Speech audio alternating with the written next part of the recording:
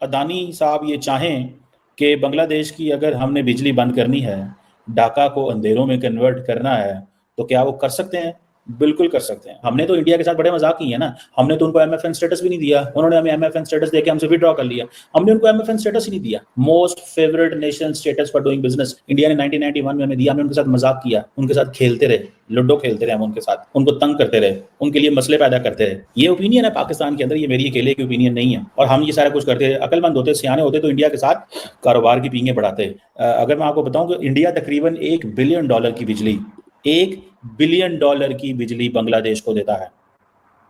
अब मोहम्मद यूनुस साहब जो हैं वो कोशिश कर रहे हैं कि किस तरह मैं इंडिया पे प्रेशर डालूं और हसीना वाजिद जो है उसको वापस लाया जाए, लेकिन वो कहा जा रहा है कि नहीं कर पाएंगे।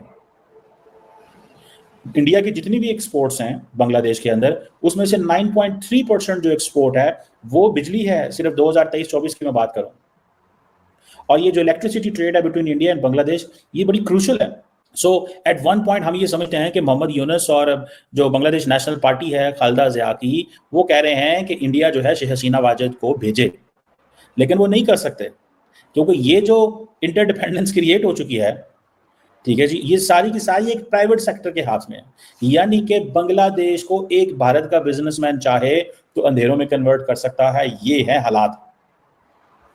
अब ये देखें, जो एक इलाका है भारत का जो जिसे बोलते हैं झारखंड, गोदा, ठीक है जी, वहाँ पे ये सारी की सारी जो इलेक्ट्रिसिटी का है, ये इलेक्ट्रिसिटी का पावर हाउस है, और बांग्लादेश वहीं से जाती है। इसीलिए कहा जाता है कि बांग्लादेश इसी वजह से there are so many things to be dependent on India, लेकिन ये वो चीज़ है जो अदानी साहब की $1 बिलियन की इलेक्ट्रिसिटी पावर एक्सपोर्ट है बांग्लादेश को, ये गोदा से होती है, गोदा पावर प्लांट। ये कहा जाता है ये SEZ है, स्पेशल इकोनॉमिक जोन है, ये 2019 में बनाया गया था, और 100% इम्पोर्टेड कोल है। पाकिस्तान पे अक्सर तनकीद होती है कि पाकिस्तान बिजली बना के देता है, चाइनीज हमें बिजली बना के देते हैं इम्पोर्टेड कोल से। इंडिया भी बांग्लादेश को इम्पोर्टेड कोल से बिजली बना के देता है, क्योंकि बांग्लादेश ने वो किया ही नहीं हुआ। अब मैंने बताया $1 बिलियन की ये बिजली जाती है उनको, लेकिन अगर ना जाए तो हालात खराब हो जाएंगे वहाँ। और इसके ऊपर टैक्स एग्जेम्पशंस हैं, ये स्पेशली इंडिया ने एक लिवरेज क्रिएट की है। देखें, जहाँ पे अदानी साहब आ जाते हैं वहाँ पे मोदी साहब भी आते हैं, और मोदी साहब को पता है कि अदानी को अगर मैं कहूँगा कि भाई मेरी वजह से तुम ये पावर प्लांट लगाओ ताकि तुम बांग्लादेश को बिजली बेचो, ताकि बांग्लादेश मेरे ऊपर डिपेंडेंट हो, ताकि बांग्लादेश से मैं जो करवाना चाहूँ मैं करवा सकता हूँ। ये जो अदानी पावर है, इसने 25 साल का कॉन्ट्रैक्ट किया हुआ बांग्लादेश की पावर डेवलपमेंट बोर्ड से, ठीक है, और ये इसीलिए किया हुआ है कि उस वक्त शेख हसीना वाजिद पावर में थी और ये सारा कुछ मुमकिन था।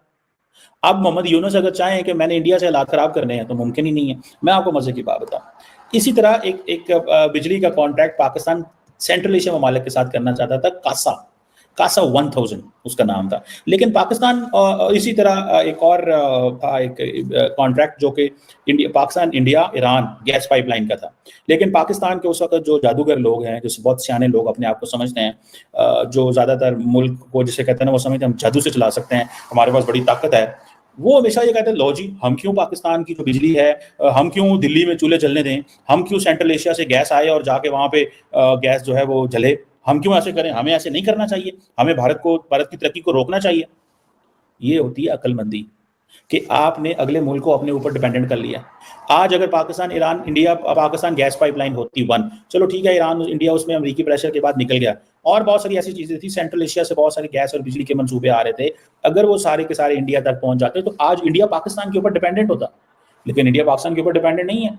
लेकिन हमने ये काम अगर 20, 25, 30 साल पहले कर लेते, क्योंकि छोटे छोटे दिमागों वाले लोग आए हैं जिनकी लॉन्ग टर्म सोच ही नहीं है। आज देखें इंडिया और पाकिस्तान के हालात ऐसे हैं कि पाकिस्तान कोशिशें कर रहा है कि यार हमसे बात करो, लेकिन नहीं कर रहा कोई ऐसी कनेक्शन। देखिए इंडियंस कहते हैं कि हमें आपकी जरूरत ही नहीं है, हम तरक्की कर रहे हैं आपके बगैर, हम तो आपके पास तब आए जब हमें तरक्की करने के लिए आपकी बड़ी जरूरी, आपके यहाँ दूध की नहरें बह रही हैं, शहद की नहरें बह रही हैं, और थोड़ा सा शायद इंडिया को भी चाहिए तो तब तो ठीक है, लेकिन अगर ऐसा नहीं है तो हम क्यों करें। सो पाकिस्तान ने उस वक्त ये सारी हरकत करके, सारा कुछ करके, और ये एक चीज़ जो है वो रिवर्स करा ली, और मुझे इस चीज़ का इंतहाई दुख होता है कि पाकिस्तान अपनी जो इंटरडिपेंडेंस क्रिएट होती, और देखिए जो ममालिक हैं जब उनके दरमियान कारोबार होता है तो हुकूमतें मजबूर हो जाती हैं। आज डॉक्टर यूनुस मजबूर है to do and act and say whatever India wants, मजबूर है ना, क्या करे, यही कहेगा और क्या कहेगा, हाँ जी ठीक है हम करते हैं। आज मोहम्मद यूनुस कुछ नहीं कर सकता। आज देखें, ये इसे आप बोलते हैं फॉरेन पॉलिसी ट्रैप, ये एक फॉरेन पॉलिसी ट्रैप है जो अक्सर चाइनीज डालते हैं देखिए इंडिया ने भी देखें, एक तरफ आप देखेंगे इंडिया कहेगा जी हम तो बड़ा एहसान कर रहे हैं बांग्लादेश के ऊपर, हमने तो आपके लिए देखिए अपने मुल्क के अंदर इन्वेस्टमेंट की, हमने तो अपने प्राइवेट सेक्टर को कहा, उस वक्त शेख हसीना वाजिद के साथ ये सारा कॉन्ट्रैक्ट हुआ ही हुआ। और लेकिन लॉन्ग उस वक्त बांग्लादेश को बिजली चाहिए थी, क्योंकि बांग्लादेश की सारी इंडस्ट्री जो है वो, अगर देखें जितनी भी ये जो एक्सपोर्ट इंडिया कर रहा है, उस एक्सपोर्ट में से अगर 9.5-10% सिर्फ यही एक एक पावर प्लांट है तो गोदाक है, तो आप देख लें कितनी जरूरी है। एनर्जी सिक्योरिटी किसको नहीं चाहिए? एनर्जी सिक्योरिटी किसको नहीं चाहिए? सबको चाहिए होती है। सो उन्होंने, नरेंद्र मोदी ने बड़ा कमाल किया, ठीक है जी। और ये उन्होंने इस हवाले से उन्होंने डाल दिया उनको, और आज वो मोहम्मद यूनुस साहब बैठे हुए हैं, देख रहे हैं अपने वो कि हम क्या करें क्या ना करें। आज उनको जो है वो ग्लोबल साउथ की समिट में आना पड़ा। क्यों ना आते? एक तो प्रेशर भी था, दूसरा ज़रूरत भी है, और तीसरा आइसोलेशन तो दिखानी नहीं है ना उन्होंने तो दिखाना है कि हम इस चीज़ में हो गए हैं। सो नरेंद्र मोदी ने बड़ी स्मार्टली जो है बांग्लादेश को अपने फोल्ड में ले आए, और आहिस्ता आहिस्ता, और वो बड़ी अक्लमंदी थी उनकी, मैं आपको बात बताऊँ, बहुत ही बड़ी अक्लमंदी थी, बहुत ही बड़ी अक्लमंदी थी कि शेख हसीना वाजिद के इतने करीब हो गए। और मेरे ख्याल से ज़ाती तौर पर मैं समझता हूँ कि शायद डॉक्टर नरेंद्र मोदी ने और डॉक्टर जयशंकर ने सोचा होगा कि ये जो प्रोजेक्ट है ये मुस्तकबिल में भी, मैं एक प्रोजेक्ट की बात कर रहा हूँ, ये प्रोजेक्ट हमें मुस्तकबिल में भी फ़ायदा देगा, हसीना वाजिद रहे या ना रहे। बहुत सारे लोग ये सोच रहे हैं कि इंडिया को हसीना वाजिद चलेगी तो नरेंद्र मोदी के पास कौन से पत्ते हैं, ये एक पत्ता है, इस तरह के बहुत सारे इस तरह के पत्ते हैं। अब क्या है कि ये इंटरनेशनल एग्रीमेंट है, ये एक इंटरनेशनल एग्रीमेंट है, और अगर बांग्लादेश के और इंडिया के हालात ख़राब होते हैं, और अगर 25 साल तक का ये कॉन्ट्रैक्ट है, आपको पता है पाकिस्तान के अंदर भी इसी तरह के हुकूमत मसलों में फंसी हुई है कि पाकिस्तान की हुकूमत ने प्राइवेट कॉन्ट्रैक्टर से बिजली लेने के वादे किए हैं, उनको हम कैपेसिटी पेमेंट्स देते हैं कि हम आपकी बिजली इस्तेमाल करें या ना करें, आप बिजली पैदा करें या ना करें, हम आपको पैसे ज़रूर देंगे, आप बिजली पैदा करें या ना करें, हम आपको पैसे देंगे। और अगर हम उनसे अब हम उनको पैसे देते हैं, वो बिजली नहीं पैदा कर रहे हमारे लिए, क्योंकि हमें ज़रूरत ही नहीं है बिजली की, हमारी बिजली की ज़रूरतें पूरी हो रही हैं, हम बिजली बनवाते नहीं है उनसे, वो बिजली पैदा ना करके भी पाकिस्तान की हुकूमत से करोड़ों अरबों पे ले रहे हैं। तो इसी तरह अब होता क्या है कि पाकिस्तान उनको ये नहीं कह सकता हम आपको नहीं दे सकते, हमने उनके साथ मुआहदे किए हुए हैं। अब ये सारे इंटरनेशनल एग्रीमेंट होते हैं, इंडिया 2 मिनट में इंटरनेशनली इसको बांग्लादेश को ले जाएगा, और बांग्लादेश की इंडस्ट्री के ऊपर और भी ज़्यादा असर असू होगा, बांग्लादेश की इंडस्ट्री के ऊपर और भी असर पड़ेगा कि हाँ भाई ये क्या कर रहे हो, पहले ही आप लोग हमारे ऑर्डर पूरे नहीं कर रहे, पहले ही वहाँ पे फसाद चल रहे हैं, दंगे चल रहे हैं, मसले मसाइल चल रहे हैं, आप कर क्या रहे हो हमारे साथ। सो ये चीज़ें जो हैं दैट मेक्स द केस, ये चीज़ें these things make a case, ठीक है ना। इससे हमें पता चलेगा कि क्या हो रहा है और क्या नहीं हो रहा।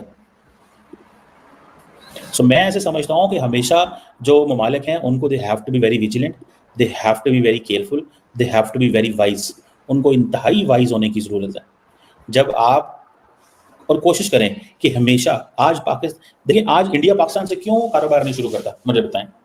यही वजह है कि अगर पाकिस्तान, आज की बात कर रहा हूँ, गो। जय हिंद दोस्तों, स्वागत है आप सभी का हमारे चैनल पर। दोस्तों बांग्लादेश में तख्ता पलट हो गया है, शेख हसीना की सरकार गिर गई है, अब वहां पर यूनुस खान की सरकार चल रही है। जो वहीं पर अगर हम बात करें हिंदुओं पर जिस तरह से बांग्लादेश में अत्याचार हो रहा है, उसको लेकर प्रधानमंत्री नरेंद्र मोदी ने यूनुस खान को एक तरह से टाइट किया था कि भाई थोड़ा देखो, ऐसी खबरें आनी नहीं चाहिए। लेकिन मोदी सरकार की चेतावनी के बावजूद अभी भी बांग्लादेश में हिंदुओं के ऊपर अत्याचार बढ़ता जा रहा है। वहीं पर खबर ये आई, चूंकि आप जानते होंगे कि अडानी पावर के माध्यम से बांग्लादेश को बिजली सप्लाई होती है, तो कहा यह गया कि अडानी अगर चाहें तो बांग्लादेश को अंधेरे में डाल सकते हैं। लेकिन वहीं पर अडानी पावर का एक बयान आया है कि वो बांग्लादेश में बिजली लगातार देता रहेगा। हालांकि ये जो खबरें आई थी वो इस चीज़ को लेकर नहीं आई थी कि अडानी पावर बांग्लादेश में बिजली सप्लाई करना बंद कर दे। एक दरअसल क्या है, झारखंड में जो इन्होंने अपना पावर प्लांट लगाया था उसके तहत ये केवल बांग्लादेश को ही बिजली 100% सप्लाई कर सकते थे, मतलब भारत में वो बिजली सप्लाई नहीं कर सकते थे। लेकिन कुछ संशोधनों के बाद अब वो भारत में भी अपनी बिजली सप्लाई कर सकते हैं। तो ये टेंशन बढ़ी कि भाई अगर मान लो अडानी पावर भारत में भी बिजली देने लग गए तो उसके बाद जो बांग्लादेश को उनकी बिजली जाती है वो थोड़ा कम हो जाएगी, रुक जाएगी।